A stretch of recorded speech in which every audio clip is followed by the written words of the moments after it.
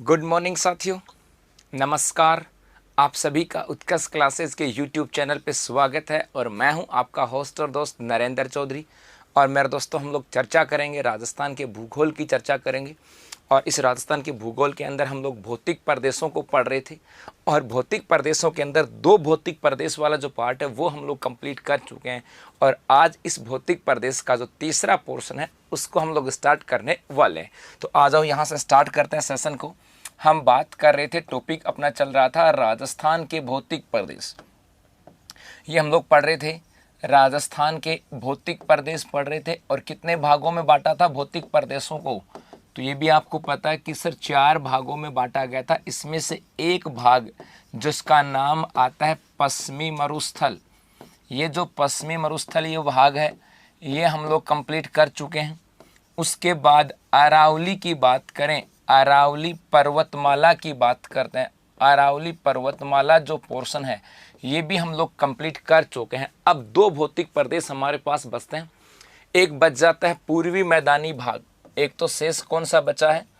एक तो हमारे पास बच गया है भाई पूर्वी मैदानी भाग की बात की जाती है, और दूसरा यहाँ से बच गया है दक्षिणी पूर्वी पठार। दक्षिणी पूर्वी पठार की हम बात करें, अब ये दो भौतिक प्रदेश जो हैं ये हमारे पास रहे हैं। अब हमें इनकी चर्चा करनी है। और आज की यदि हम बात करें, आज हम बात करेंगे भाई किसकी?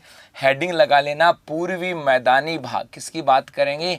पूर्वी मैदानी भाग की चर्चा करते हैं। मैदानी प्रदेश हम लोग कहेंगे, पूर्वी मैदानी प्रदेश। सबसे पहले इस पूर्वी मैदानी प्रदेश की स्थिति क्या है, एग्जैक्ट क्षेत्र क्या है वो देखेंगे। उसके बाद इसकी उत्पत्ति हुई वो कैसे हुई वो देखेंगे, और फिर यहाँ की विशेषता क्या आती है वो देखेंगे। और क्या उसके बाद में इसके अंदर कोई उप विभाजन आता है क्या, इनके ऊपर भी चर्चा हम लोग करेंगे भाई। नहीं, तबीयत सही नहीं है, चक्कर आते हैं बेटा? हाँ, चक्कर आ रहे हैं, कई बार तो अंधेरी आ जाती है सामने। आ जाओ, अब देखो इस पूर्वी मैदानी भाग की बात करें, सर ये एग्जैक्टली है क्या? तो सबसे पहले तो हम भारत का भौतिक एक भारत का मानचित्र बनाते हैं। इसके सापेक्ष आपको अच्छे से समझ में आएगा। यदि हम बात करें यहाँ पर, ये हो जाए अपना एक भारत का नक्शा हो गया भाई। और इस भारत के नक्शे की बात करें, इसके अंदर यहाँ से आप देखोगे तो उत्तर पूर्व में एक पर्वत श्रृंखला दिखाई देती है जिसका नाम आता है हिमालय पर्वतमाला। इसे तो कहा जाता है हिमालय पर्वतमाला की बात की जाती है, हिमालय पर्वतमाला। उसके बाद में ये जो दक्षिण वाला भूभाग आता है, इसके एक तरफ देखो, इधर तो है बंगाल की खाड़ी, इधर आता है अरब सागर, और इधर की यदि हम बात करें इधर आ जाता है इधर आ जाता है हिंद महासागर। 3 भाग आ गए और तीनों जलीय भाग है। और ऐसा कोई क्षेत्र जो 3 ओर से जलीय भूभाग से घिरा होता है, इसे प्रायद्वीप बोलते हैं। और इस प्रायद्वीपीय क्षेत्र के अंदर इस प्रकार से एक ऊपर उठा हुआ भाग है, और उस भूभाग को हम बोल देते हैं भाई प्रायद्वीपीय पठार। उसको हम लोग क्या बोलेंगे?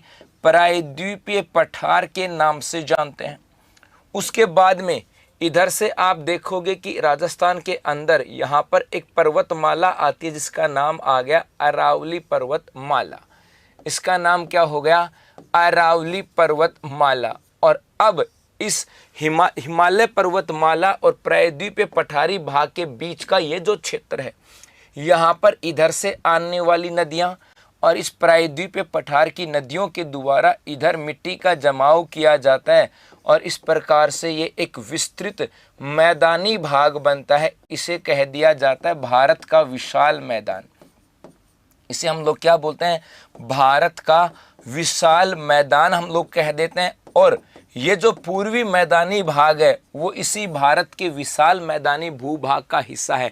इसका मतलब देखो, ये तो कन्फर्म हो गया भाई कि ये जो विशाल मैदानी भाग है इसी का हिस्सा आ जाता है पूर्वी मैदानी भाग।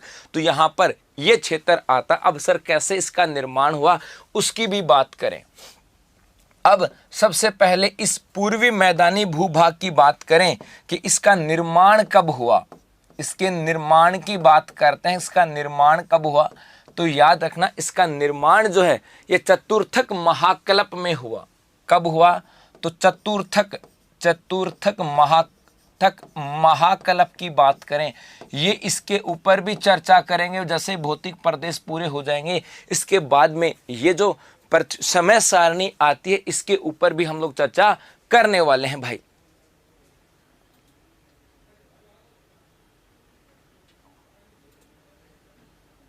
उसके बाद देखो, या तो इसे चतुर्थक महाकल्प भी कह सकते हैं, या इसका एक नाम और आ जाता है, इसे नूतन महाकल्प भी कहा जाता है। नूतन महाकल्प भी कह सकते हैं, चतुर्थक महाकल्प या नूतन महाकल्प के नाम से भी इसे जाना जाता है। या हम इसे नियोजैक एरा भी कह देते हैं। क्या? नियोजैक एरा की बात करें, क्या कह देते हैं? नियोजैक एरा के नाम से भी इसे जाना जाता है। नियोजैक एरा अर्थात नियोजैक एरा भी कह सकते हैं, या नूतन महाकल्प या चतुर्थ महाकल्प। और इस नूतन महाकल्प या चतुर्थ महाकल्प के अंदर, इसके अंदर कब इसका निर्माण हुआ, तो इस महाकल्प के अंदर काल आता है जिसका नाम आता है प्लीस्टोसीन काल। किसके नाम करेंगे? प्लीस्टोसीन। प्लीस्टोसीन काल की बात की जाती है। तो इस पूर्वी मैदानी भूभाग का जो निर्माण है, ये प्लीस्टोसीन काल में हुआ। और कौन से महाकल्प में हुआ?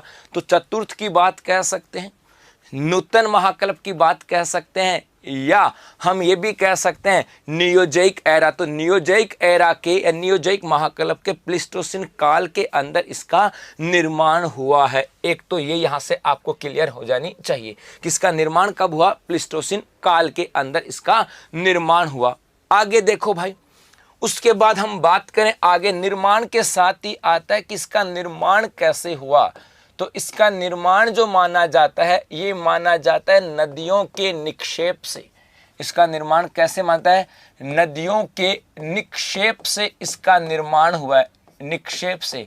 सर निक्षेप से कैसे हुआ और क्या क्या घटना यहाँ से आती है? तो एक बड़ा इंपॉर्टेंट सा पर्सन जो है वो इसके साथ निकल के आता है। और वो क्या? देखो, सामान्यतः हम ये राजस्थान की बात करें, इस राजस्थान के साथ आप देखोगे तो ये अपना राजस्थान का भाग हो गया भाई, ठीक है जी।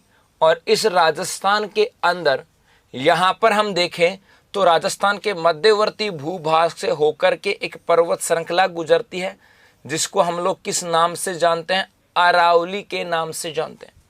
उसके बाद में इधर आ जाता है आपका दक्षिणी पूर्वी पठारी भूभाग की बात की जाती है। इधर आ जाता है विंध्याचल पर्वत श्रेणी की हम लोग बात कर सकते हैं। विंध्याचल पर्वत श्रेणी की हम लोग बात कर सकते हैं, पर्वत श्रेणी। और उत्तर में आ जाता है हिमालय पर्वतमाला। इसका मतलब ये जो सामान्यतः इधर आता है आपका पूर्वी मैदानी भाग, तो सामान्यतः ये जो पूर्वी मैदानी क्षेत्र है, ये अरावली और ये कहें इस विंध्याचल पर्वतमाला के सामान्यतः बीच का भाग आता है। किसका? बीच का भाग यहाँ पर आ जाता है। जसपाल बेटा सुना दूंगा, मेरे ऐसे नाम चल रहा है भाई। हाँ संदीप भूरिया बेटा ले लेना स्क्रीनशॉट।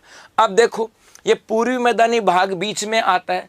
तो सर यहाँ पे नदियों का निक्षेप कैसे हुआ और इसका निर्माण कैसे हुआ, उसकी भी चर्चा करते हैं। रोशन बड़ा रुक बेटा।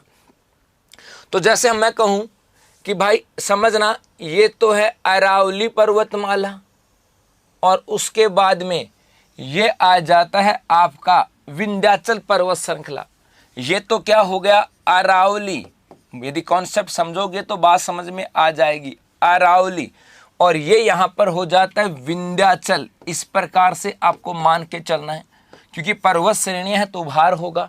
और दो पहाड़ियों के बीच में जो स्थान आता है, इसे कहा जाता है घाटी कहते हैं। इसे क्या कहते हैं? घाटी। इसका मतलब एक पर्सन तो इसके साथ निकल के आ गया। इस पूर्वी मैदानी भाग के सापेक्ष एक बार क्वेश्चन बना कि राजस्थान का कौन सा भौतिक प्रदेश है जिसके स्थान पर प्रारंभ में घाटी स्थित थी। तो याद रखना, इस पूर्वी मैदानी भाग के स्थान पर, पूर्वी मैदान के स्थान पर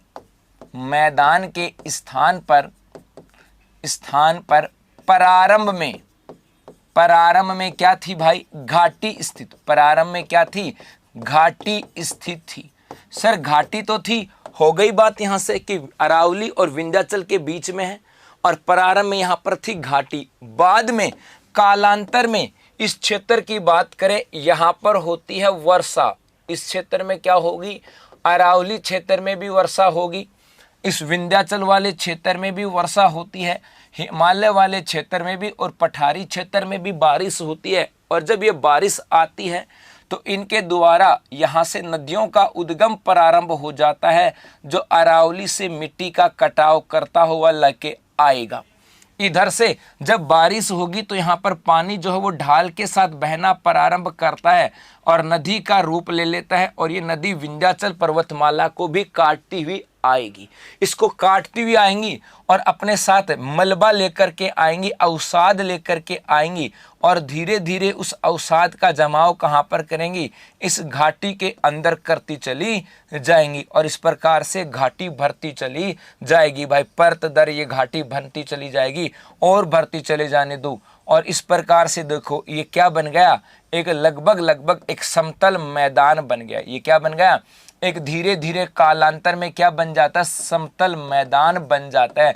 और यही बात हम लोगों ने यहाँ से पढ़ी है क्या, कि भाई इसका निर्माण नदियों के निक्षेप से हुआ है और प्रारंभ में यहाँ पर घाटी थी। तो प्रारंभिक भाग में ये जो पूर्वी मैदानी भाग आता है यहाँ पर थी घाटी, लेकिन कालांतर में यहाँ पर जो नदियाँ आती हैं इन नदियों के द्वारा यहाँ से क्या हो गया, इस क्षेत्र के अंदर मैदान का निर्माण कर दिया जाता है।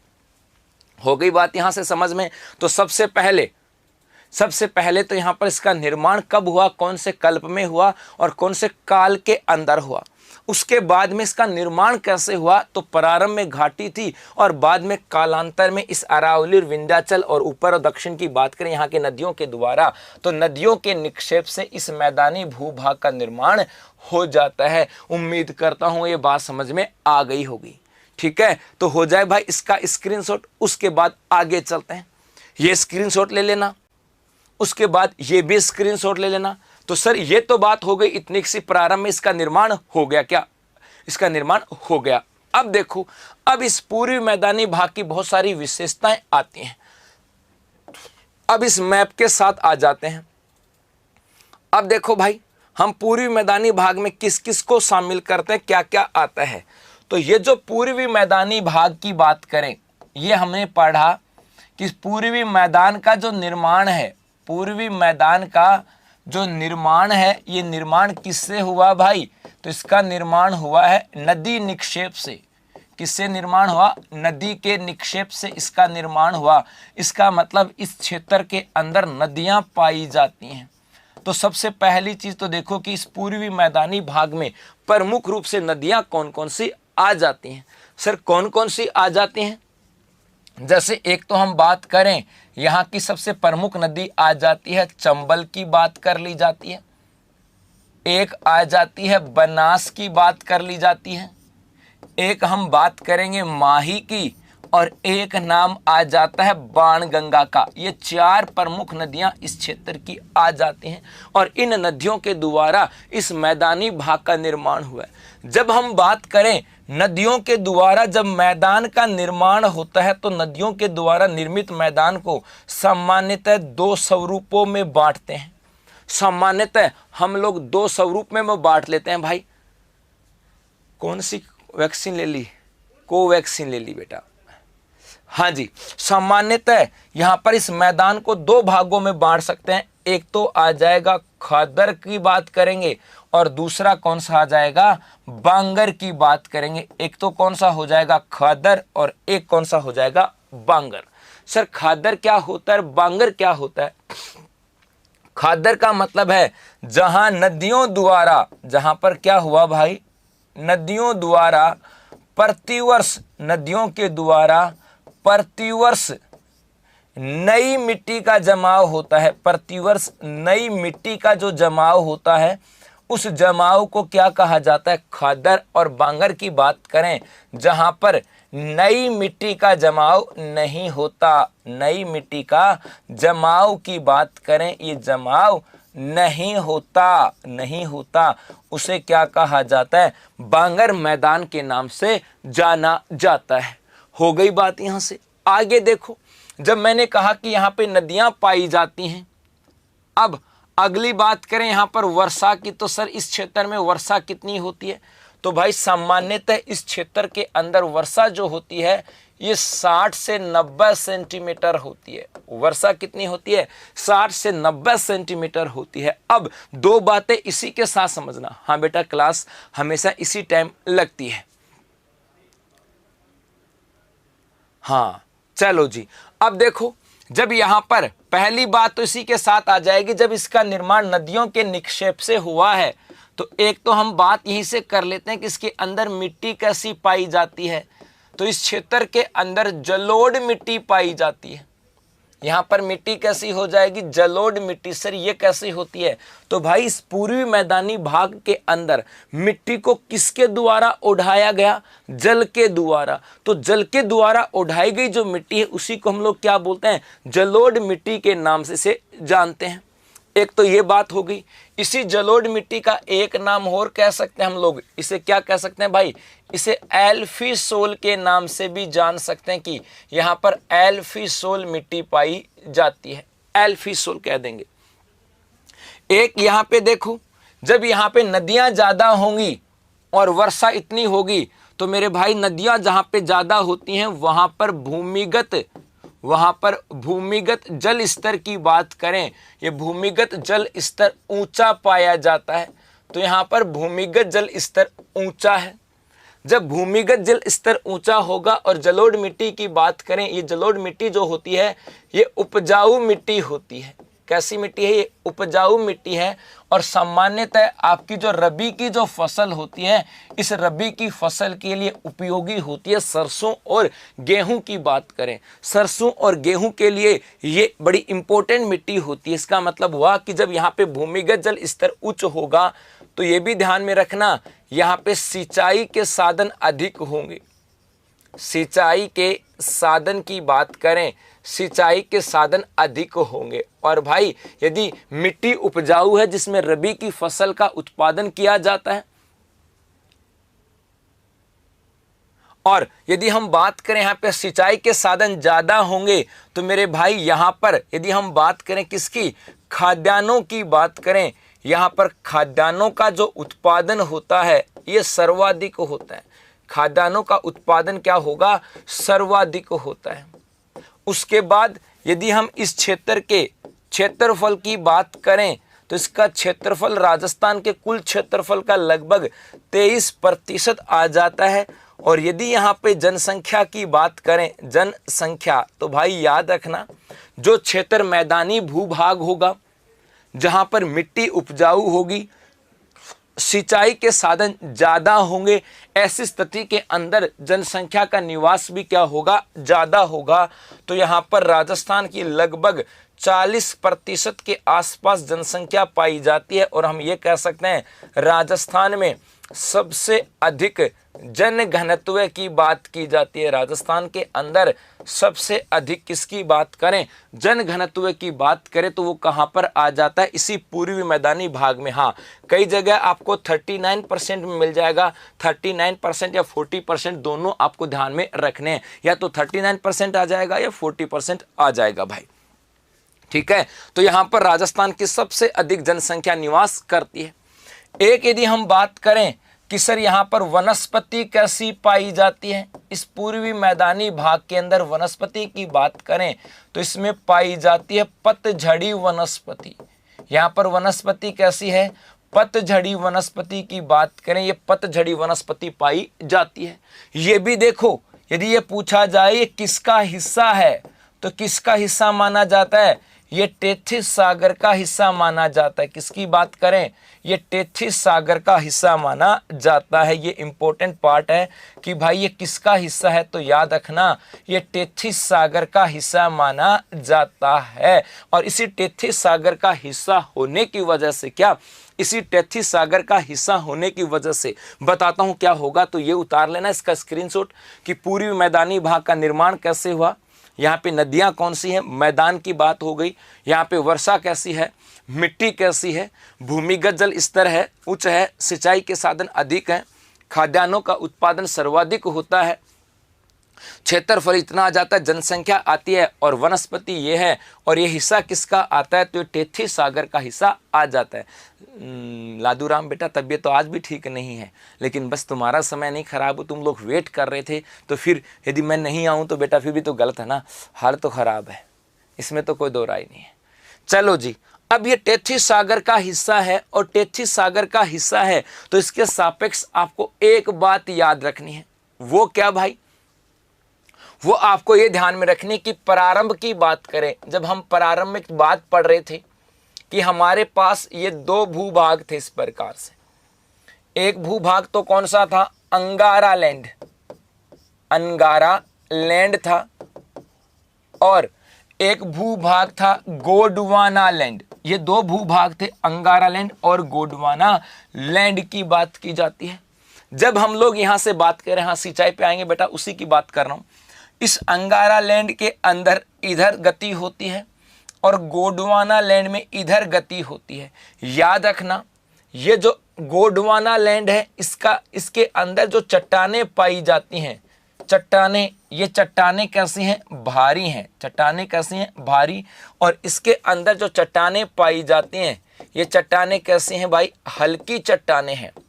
अब याद रखना, सामान्यतः भूगोल क्या कहता है, भूगोल ये कहता है भाई कि जब दो चट्टानें या दो प्लेट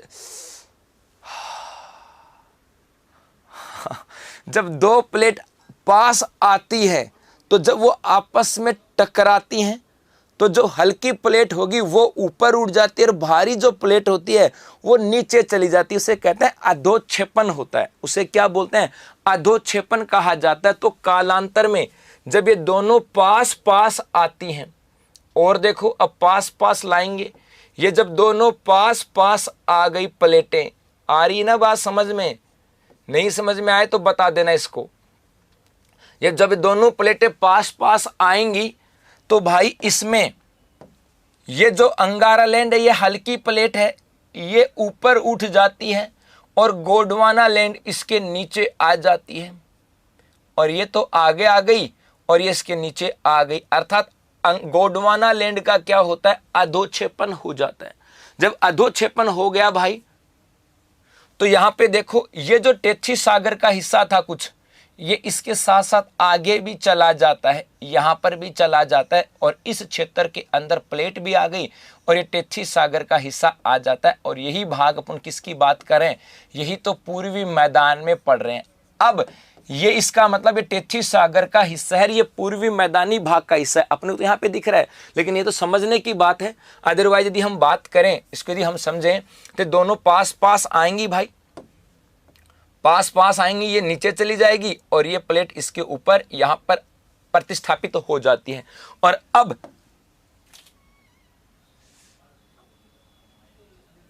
हाँ जी, उसके बाद देखो यहां पर हम बात करें तो ये यहां पर किसका हिस्सा है, ये टेथी सागर का तो हिस्सा है, और इस क्षेत्र के अंदर ये टेथी सागर का हिस्सा यहां पर आ जाता है। इसीलिए अब, और ये जो भाग है इसी को हम लोग क्या बोलते हैं, पूर्वी मैदान बोलते हैं। तो ये जो पूर्वी मैदानी भाग आता है, इसी के अंदर अब देखो सिंचाई की बात की जाए तो यहां पर सिंचाई के साधन के रूप में कुएं व नलकूपों का प्रयोग होता है। यहां पर सिंचाई के साधन के रूप में कुएं व नलकूपों का प्रयोग होता है। यदि पूछा जाए कि भाई पूर्वी मैदानी भाग के अंदर सिंचाई के साधन के रूप में कुओं और नलकूपों का प्रयोग क्यों होता है, तो उसके पीछे रीजन ये आता है क्योंकि टेथी सागर का अवशेष है, और यहाँ पर आंतरिक रूप से जो जल था उस जल के कहीं ना कहीं सोर्स हैं, और अब यहाँ से हम लोग खुदाई करते हैं तो इस जल वाले सोर्स के अंदर आ जाता है, और उसी की वजह से यहाँ पर कुएं व नलकूपों के माध्यम से सिंचाई की जाती है। कई बार दिमाग में आता है ना कि भाई कुओं में पानी कहाँ से आया, तो दक्षिणी भारत की बात करें, दक्षिणी भारत में कुओं से सिंचाई नहीं होती। क्यों नहीं होती, क्योंकि दक्षिणी भाग किसका हिस्सा है, गोंडवाना लैंड का हिस्सा, तो वहां पे नहीं है। और अंगारा जो टेथी सागर का हिस्सा होगा वहीं पर कुओं व नलकूपों से सिंचाई होगी। तो पूर्वी मैदानी भाग में कुओं व नलकूपों से सिंचाई होती है। क्या कि भाई यहाँ पर हम बात करें क्यों होती है, क्योंकि यहाँ पे टेथी सागर का हिस्सा आ जाता है। तो यहाँ पर पूरी मैदानी भाग में सिंचाई कुएं नलकूपों से होती है, उसके पीछे रीजन ये आता है, ये आपको ध्यान में रखना, ये कॉन्सेप्ट यहाँ से आती है। तो कुछ कुछ बातें हम लोगों ने यहाँ से पढ़ी हैं, किसके बारे में, इनकी किसकी बात करें भाई, पूर्वी मैदानी भाग की बात करें। और देखो एक इस पूर्वी मैदानी भाग के साथ हम बात करें, खनिजों की बात करें, एक किसकी बात करें, खनिजों की बात करें, तो सामान्यतः यहां पर क्या है, सामान्यतः खनिजों की दृष्टि से निर्धन है, खनिजों की दृष्टि से क्या है भाई, ये दृष्टि से निर्धन है ये। तो सामान्यतः खनिजों की दृष्टि से पूर्वी मैदानी भाग जो आता है ये क्या है, खनिजों की दृष्टि से निर्धन के क्षेत्र में आ जाता है। तो देखो कुछ बातें पढ़ ली हैं, ये आपको ध्यान में रखना है। पूर्वी मैदानी भाग किसका हिस्सा आता है, भारत के सापेक्ष, कब इसका निर्माण हुआ, उसके बाद में यहाँ पर कैसे इसका निर्माण हुआ ये हमने देखा, किस पहले यहाँ पर क्या थी, उसके बाद में कैसे घाटी से मैदान बनता है, और फिर पूर्वी मैदानी भाग की कुछ विशेषताएं आती हैं।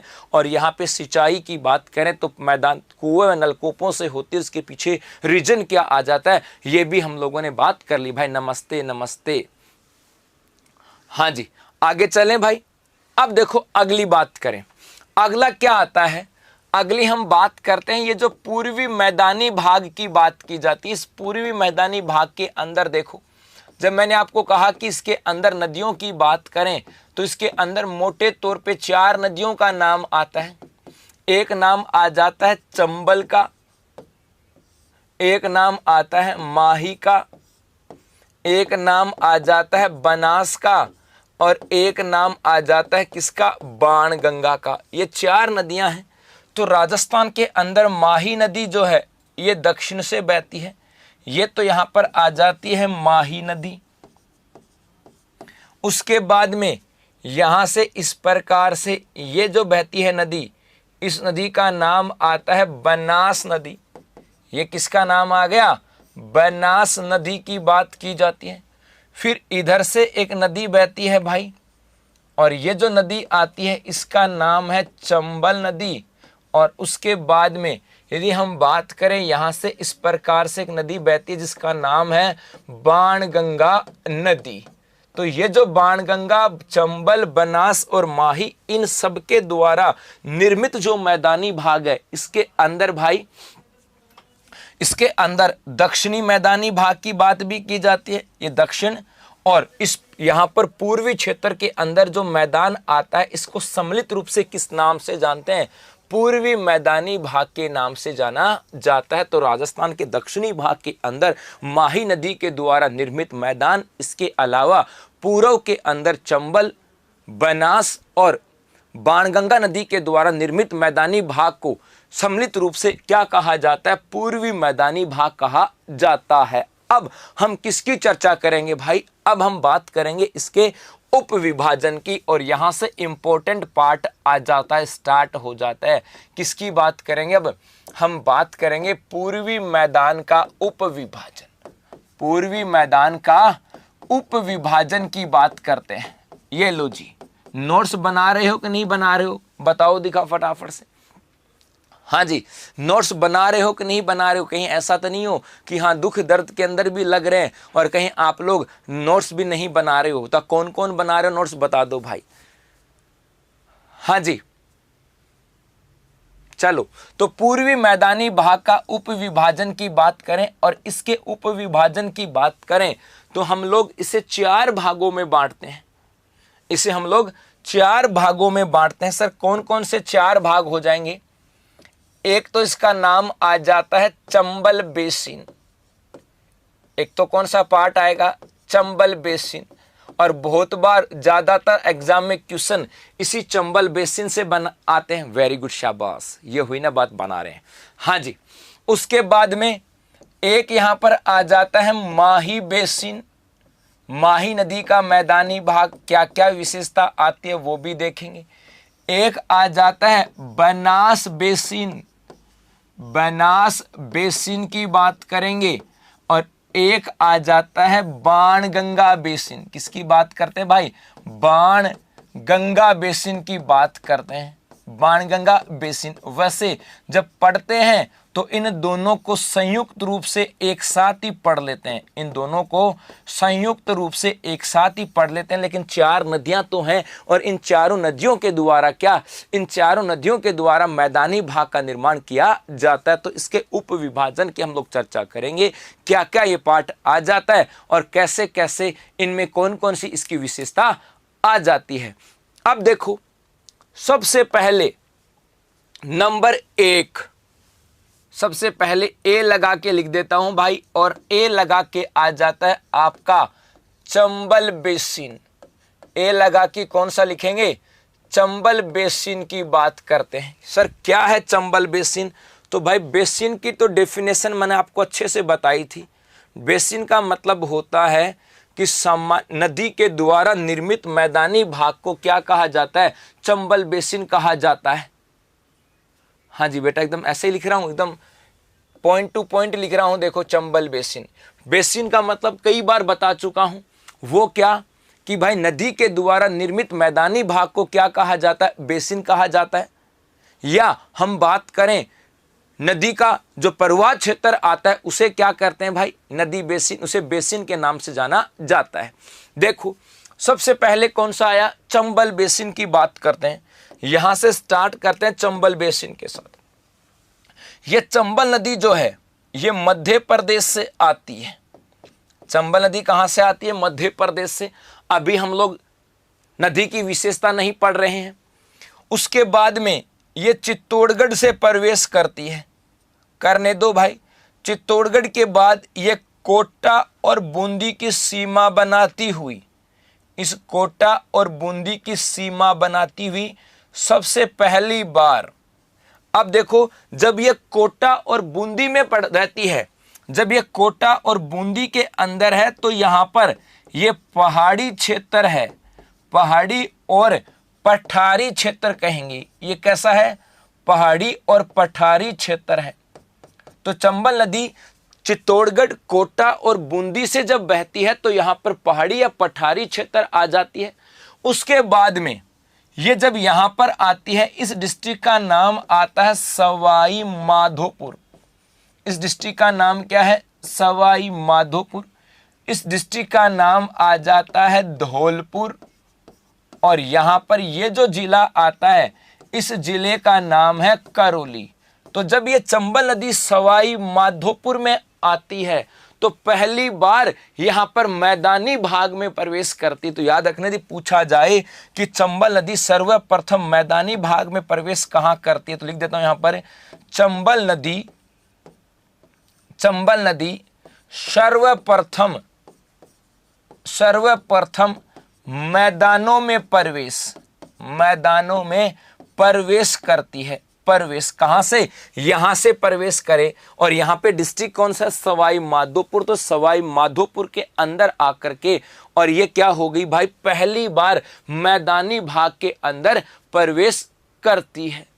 और उसके बाद में यहां से ये सवाई माधोपुर, धौलपुर और करौली से बहती हुई और आगे उत्तर प्रदेश में चली जाती है और आगे जाकर के यमुना में इसका विलय हो जाता है। तो चंबल नदी जो है, इस नदी के द्वारा यदि हम बात करें तो चंबल नदी जो है सबसे पहले मैदानी भाग में प्रवेश करती है सवाई माधोपुर, धौलपुर और करौली में।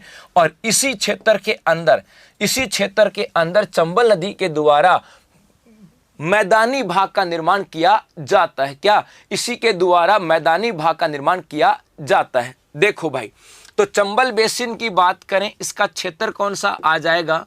इसका क्षेत्र आ जाता सवाई माधोपुर, एक धौलपुर की बात की जाती है और एक यहां पर आ जाता है करौली। सवाई माधोपुर, धौलपुर और करौली के अंदर चंबल नदी के द्वारा जो निर्मित मैदानी भाग आता है उसे हम लोग क्या कहते हैं? चंबल बेसिन के नाम से जाना जाता है। हाँ सॉरी, अच्छा इधर ऊपर नीचे लिख दिया क्या? ऊपर नीचे लिख दिया। ये करौली लिख देता हूं। करौली, ये धौलपुर। ये ऊपर नीचे लिख दिया, कोई बात नहीं, आ जाओ। तो यहाँ पर सवाई माधोपुर, करौली और धौलपुर की बात करें, इस करौली धौलपुर के अंदर प्रवेश करती है और यहीं पर मैदानी भाग का निर्माण करती है। हो गई बात यहाँ से। अब इसी चंबल बेसिन की बात करें, अगली विशेषता क्या आती है कि यहाँ पर नदी द्वारा, यहाँ पर क्या होता है भाई, नदी के द्वारा अवनालिका, नदी के द्वारा अवनालिका अपर्दन किया जाता है, अवनालिका अपर्दन किया जाता है, अपर्दन किया जाता है। सर ये क्या होता है? तो यहाँ पे चंबल नदी के द्वारा अवनालिका अपर्दन किया जाता है। इसका मतलब ये है कि भाई जब नदी यहाँ पर आई और मैदानी भाग में आई तो क्या हुआ, ये जो नदी है ये कई छोटी छोटी शाखाओं में बट जाती है। जैसे मैं कहूँ कि भाई ये नदी बहती हुई आ रही है और जब ये एकदम प्लेन भाग में आती है तो एक तो नदी की मुख्य धारा है, लेकिन कई इसकी छोटी छोटी शाखाएं इससे निकल जाती हैं और वो इस प्रकार से बहती रहती हैं। इधर आ गई भाई, ये लो इधर आके मिल गई, कोई इधर आ गई, ऐसे छोटी छोटी शाखाएं हैं। तो एक नदी जो है यहाँ पर क्या हुआ, ये जो चंबल नदी है ये कई शाखाओं में डिस्ट्रीब्यूट हो जाती है, कई अवनालिकाएं या कई नालिकाओं में निकल जाती है और उसे क्या कहते हैं, अवनालिका अपर्दन। तो यहाँ पे चंबल नदी के द्वारा अवनालिका अपर्दन किया जाता है। अब वो बात यहां से समझना होगा, यदि एक नदी ये बहती हुई आ रही है, ये नदी बहती हुई आ रही भाई, ये तो मैंने एक नदी का बहाव क्षेत्र बना दिया कि नदी इस क्षेत्र में बह रही है। अब इससे कोई अवनालिका निकली है, एक नालिका निकली और ये नालिका आगे चली गई, यहां से एक नालिका और निकल गई इसके अंदर, इधर आ गई, इधर इसमें एक नालिका और मिल गई भाई, फिर ये आकर के मुख्य नदी में मिल गई, इधर से ये नालिका इधर वापस घूम गई, इधर आ गई। इस प्रकार से नालिकाएं हैं और ये आगे जाकर के वापस नदी में मिल गई। इस प्रकार से नालिकाएं आती हैं। जब यदि हम बात करें, जब ये अवनालिका अपर्दन है, अवनालिका अपर्दन का मतलब ये जो नालिकाएं हैं जहां जहां से ये जाएंगी वहां वहां पर मिट्टी का कटाव करेंगी, जहां जहां ये पानी जाएगा ना वहां वहां पे तो मिट्टी का कटाव कर देंगे। इसी को क्या कहते हैं, अवनालिका अपर्दन। तो भाई कई नालिकाओं से निकलती हैं और उसके द्वारा मिट्टी का कटाव होता है, उसको क्या बोलते हैं, अवनालिका अपर्दन। प्रिया बेटा हैप्पी बर्थडे।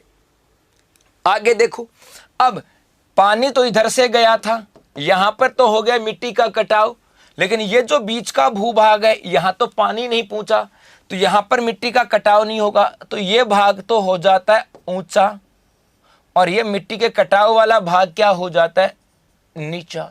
क्लियर है कि नहीं है? जहां पर मिट्टी का कटाव हो गया वो भाग तो नीचा हो जाएगा और जहां पर मिट्टी का कटाव नहीं हुआ वो भाग क्या हो जाएगा भाई, ऊंचा हो जाएगा। बस वही बात यहां से आती है कि अवनालिका अपर्दन किया जाता है। इस अवनालिका अपर्दन की वजह से क्या बनता है भाई, उबड़ खाबड़ भूभाग का निर्माण होता है। उबड़ खाबड़ भूभाग का निर्माण हो जाता है, किसकी वजह से, इस अवनालिका अपर्दन की वजह से। तो ये जो उबड़ खाबड़ जो भूभाग होता है, इस भूभाग को कहा जाता है डांग क्षेत्र। इसे क्या बोलते हैं, डांग, या इसे कहा जाता है बीहड़ क्षेत्र। इसे क्या कहते हैं, डांग या बीहड़ क्षेत्र कहा जाता है। कि अवनालिका, चंबल नदी के द्वारा जो अवनालिका अपर्दन होता है उससे जो उबड़ खाबड़ भूभाग बनता है उसको कहा जाता है डांग, या क्या कहते हैं, बीहड़ क्षेत्र के नाम से जाना जाता है।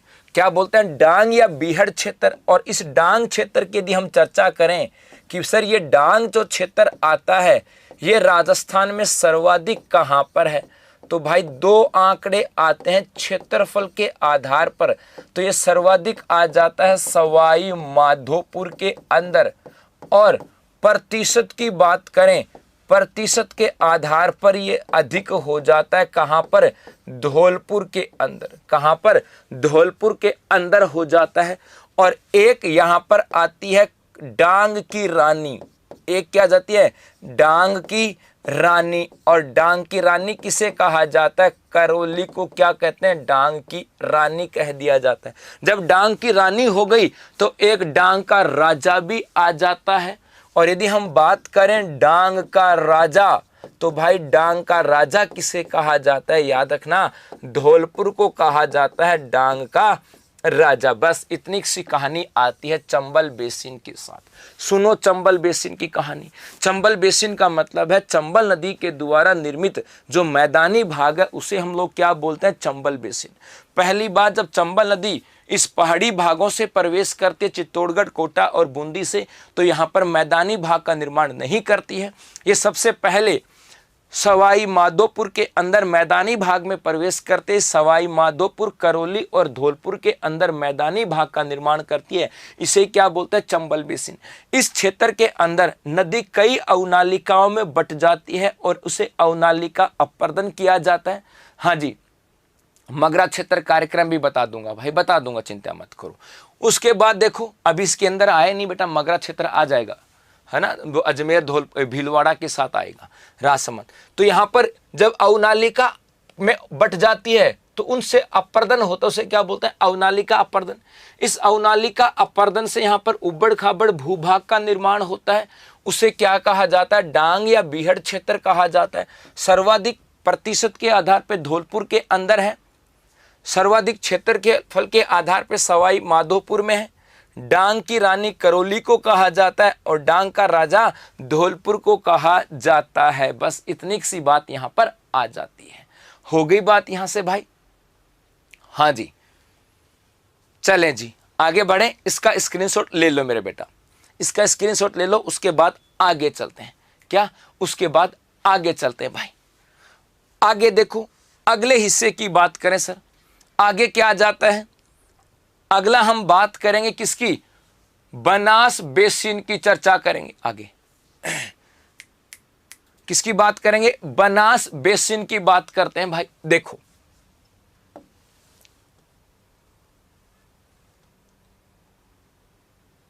पहले मैप समझना, अब हम बात करते हैं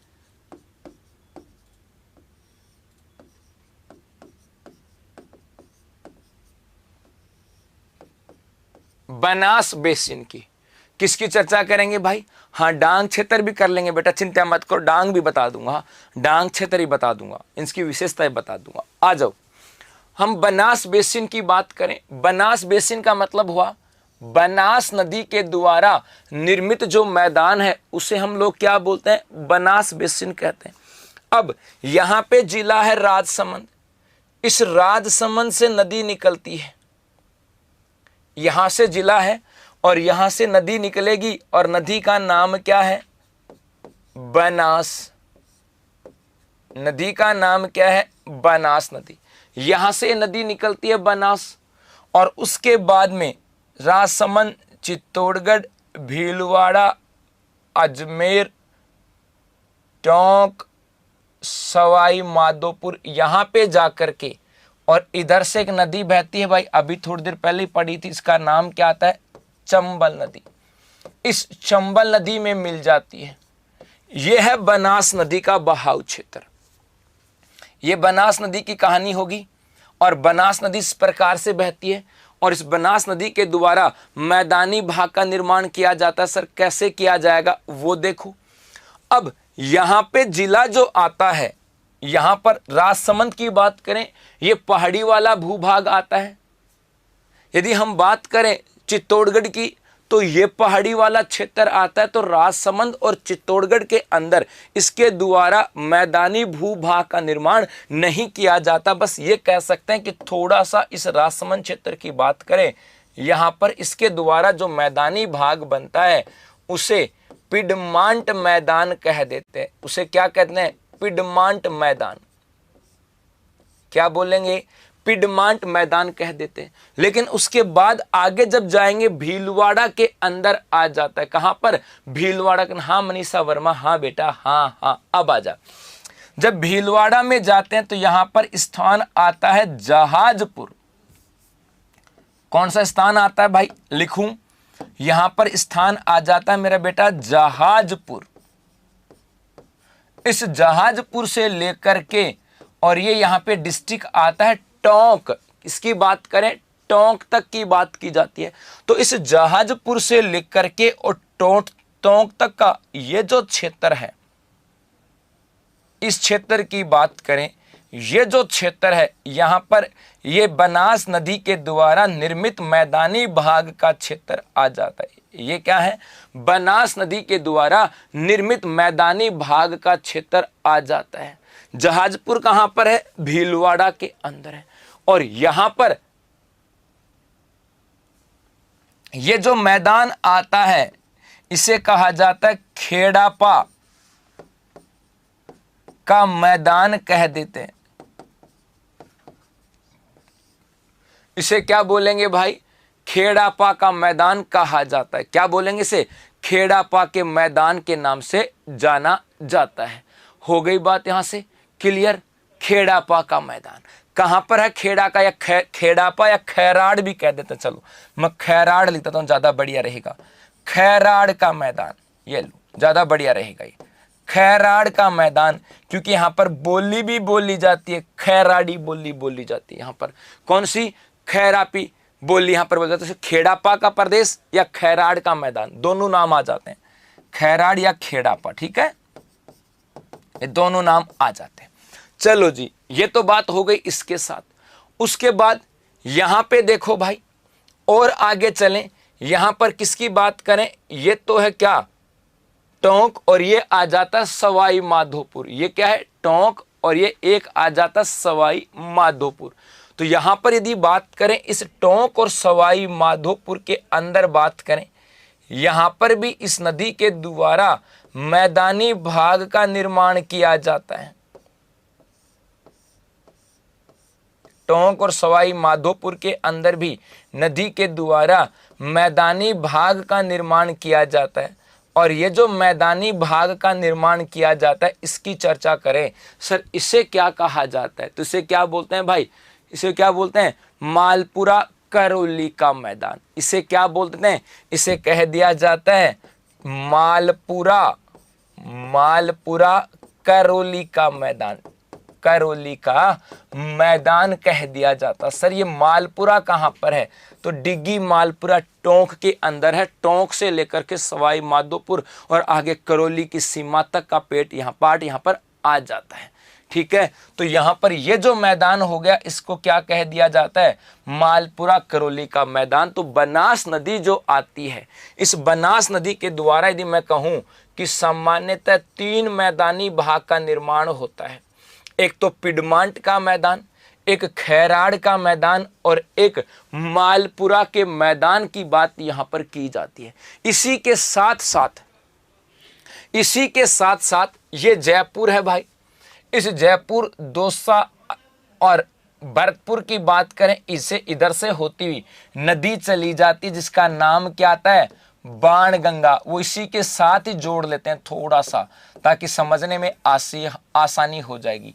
यहां पर नदी कौन सी आ गई? बाणगंगा नदी। और इस बाणगंगा नदी की बात करें, इस बाणगंगा नदी के द्वारा यहां पर जो मैदान बनाया जाता है, ये पूरा का पूरा मैदानी भाग, ये जो बाणगंगा नदी के द्वारा मैदान जो बनाया जाता है, इस मैदान की बात करें, इस मैदान को क्या कहा जाता है भाई? इस मैदान को कहा जाता है रोही का मैदान।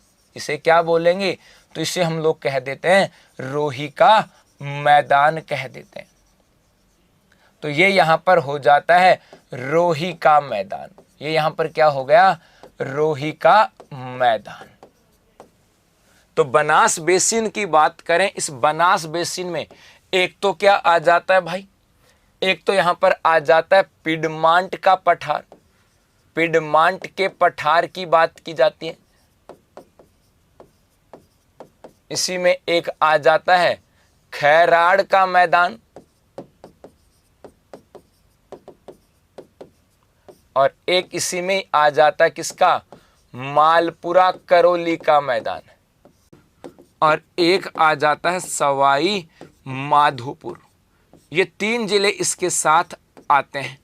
और यदि बनास बेसिन की बात करें तो भाई इस सॉरी बाणगंगा बेसिन की बात करें तो इस बाणगंगा बेसिन के अंदर जयपुर भी आ जाता है, इसके अंदर अलवर भी आता है, इसके अंदर दौसा भी आता है और इसके अंदर भरतपुर भी आ जाता है। तो इसका स्क्रीनशॉट ले लीजिएगा। फिर चलते हैं आगे, या बना भी लिया होगा आप लोगों ने। चलें भाई आगे।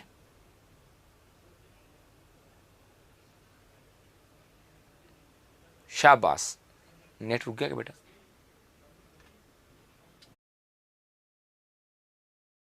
के आगे भाई, अब देखो स्क्रीनशॉट हो जाए।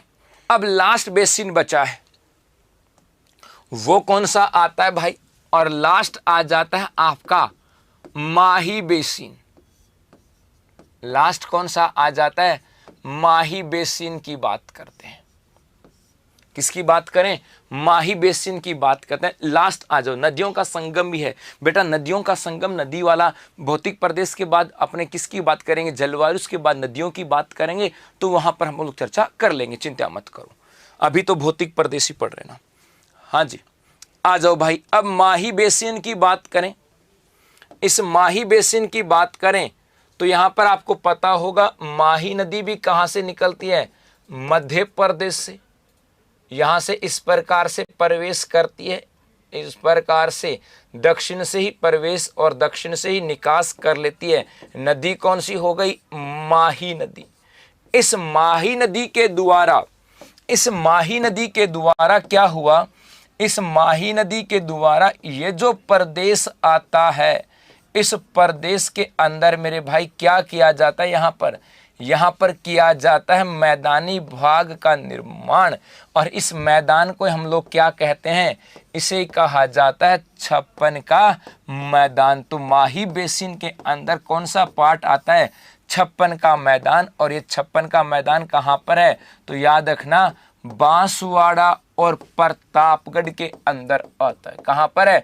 बांसवाड़ा और प्रतापगढ़ के अंदर आ जाता है। बस तो माही की बात करें, माही नदी के द्वारा, हाँ ये महेंद्र झील मध्य प्रदेश से आती है।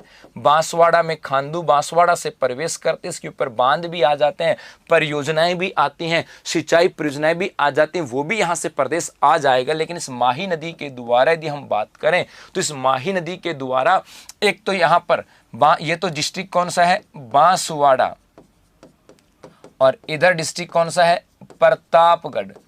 और इधर डिस्ट्रिक्ट कौन सा है? डूंगरपुर। तो इस बांसवाड़ा और प्रतापगढ़ के बीच में मैदानी भाग का निर्माण किया जाता है। इसे क्या कहते हैं? छप्पन का मैदान। और वैसे इस प्रदेश का एक नाम और आता है, इसे कांठल प्रदेश भी तो कहते हैं। क्या? कांठल प्रदेश ही कहते हैं। इसे छप्पन के मैदान को कांठल के मैदान का नाम भी कह देते हैं। इसके अलावा यदि हम बात करें, इधर ये जो बांसवाड़ा और डूंगरपुर का क्षेत्र आ जाती है, इधर भी इस माही नदी के द्वारा थोड़ा सा मैदानी भाग आ जाता है। इसे हम लोग क्या कह देते हैं? उसे हम कह देते हैं मेवल का मैदान। इसे क्या कह देते हैं? मेवल का मैदान। तो ये मेवल का मैदान कहां पर आ जाता है? डूंगरपुर और बांसवाड़ा के बीच में। कहां पर? डूंगरपुर और बांसवाड़ा के बीच में। माही बेसिन पहले पुष्प प्रदेश था। शाबाश। इसे क्या कहते थे? पहले पुष्प प्रदेश। पहले इसे पुष्प प्रदेश कहते थे। क्या कहते थे? पहले इसे पुष्प प्रदेश कहते थे। बस इतनी सी कहानी आती है माही बेसिन के साथ कि भाई माही बेसिन दक्षिणी क्षेत्र के अंदर आ जाता है और यहाँ पे छप्पन के मैदानी भाग का निर्माण किया जाता है। बस तो मेरे भाई, बस आज मैं इतना ही कर पाऊंगा, ज़्यादा हिम्मत नहीं है। और लेकिन फिर भी हम लोगों ने कोशिश की और आप लोगों ने जो प्यार स्नेह दिया आज की क्लास के लिए बहुत बहुत धन्यवाद। और आज पूर्वी मैदानी भाग हम लोगों ने लगभग पूरा हो गया है। और फिर भी आप लोगों ने तबीयत ठीक ना होते भी आप लोगों ने पढ़ा, इसके लिए बहुत बहुत धन्यवाद। अब मिलते हैं कल फिर एक नई ऊर्जा के साथ। तब तक के धन्यवाद, थैंक यू, शुक्रिया।